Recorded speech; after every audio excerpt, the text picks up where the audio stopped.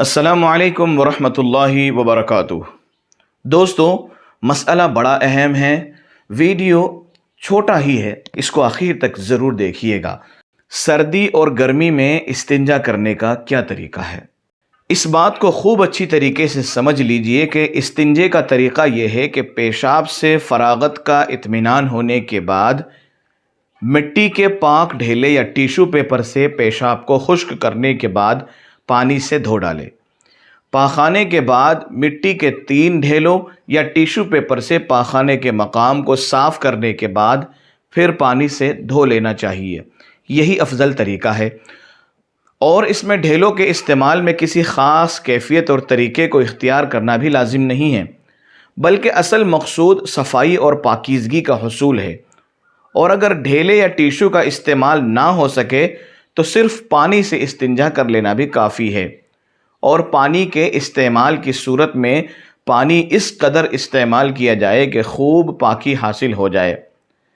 البتہ بعض فقہائے کرام نے لکھا ہے کہ اگر کوئی شخص صرف ڈھیلے سے استنجا کر رہا ہو، یعنی پانی استعمال نہ کرے، اور پاخانے کے بعد پچھلی شرمگاہ کا استنجا کرنا ہو، یعنی کہ بیت الخلاء صاف کرنا ہو، تو ایسے شخص کو چاہیے کہ گرمی کے موسم میں قضائے حاجت سے فارغ ہو کر پہلا ڈھیلا پاخانے کے مقام پر آگے سے پیچھے کی جانب لے جائے، اور دوسرا ڈھیلا پیچھے سے آگے کی جانب، اور تیسرا ڈھیلا پھر آگے سے پیچھے کی جانب لے جائے، تاکہ خوب اچھی طرح پاکی حاصل ہو جائے، اور خصیتین یعنی آگے کی جو شرمگاہ ہے وہ نجاست سے آلودہ نہ ہو جائے۔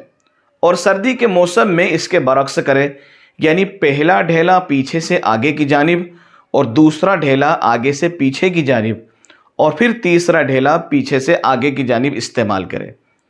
جن فقہائے کرام نے طریقہ لکھا ہے انہوں نے وضاحت کی ہے کہ یہ فرق صرف مردوں کے لیے ہے، اور مقصود پاکی میں مبالغہ ہے۔ عورتوں کے لیے گرمی سردی کے موسم کے اعتبار سے کوئی فرق نہیں ہے۔ پانی نہ ہونے کی صورت میں انہیں صرف پتھر یا ڈھیلے سے استنجا کرنا ہو تو جس طرح پاکی حاصل ممکن ہو وہ طریقہ اختیار کر سکتی ہے۔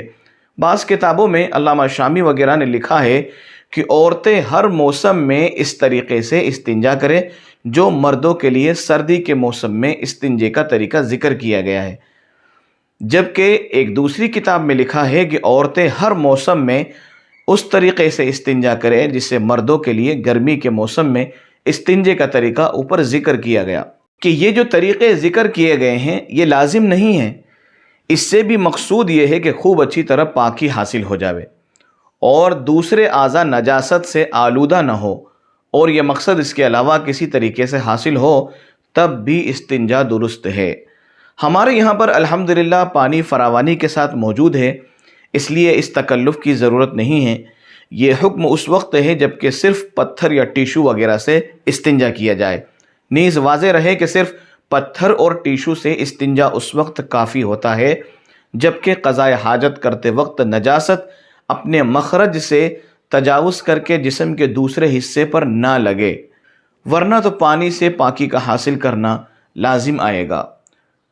تو دوستوں، آپ مسئلہ سمجھ گئے ہوں گے کہ یہ اوپر جو مسئلہ ذکر کیا گیا ہے جس میں پتھر اور ٹیشو کا استعمال کرنے کی بات کی گئی ہے، یہ اس وقت ہے جب کہ پانی دستیاب نہ ہو۔ لیکن اگر کہیں پر جیسے آج کل دیہاتوں کے اندر یہ ہوتا ہے کہ وہاں پر کچی لیٹ بات ہوتی ہے، تو وہاں آج بھی مرد حضرات پہلے پتھر وغیرہ سے استنجا کرتے ہیں اور پھر اس کے بعد پانی کا استعمال کرتے ہیں۔ تو حدیث شریف میں اور قرآن مجید میں ایسے لوگوں کے فضائل بھی ذکر کیے گئے ہیں جو استنجا کرنے میں بہت زیادہ احتیاط کرتے ہیں کہ کہیں پر کوئی نجاست باقی نہ رہ جائے۔ اللہ تبارک و تعالی ہم سب کو عمل کرنے کی توفیق مرحمت فرمائے، آمین۔ ہمارے یوٹیوب چینل راہ سنت کو سبسکرائب کریں، لائک کریں اور شیئر کرنا نہ بھولیں۔ جزاک اللہ خیر۔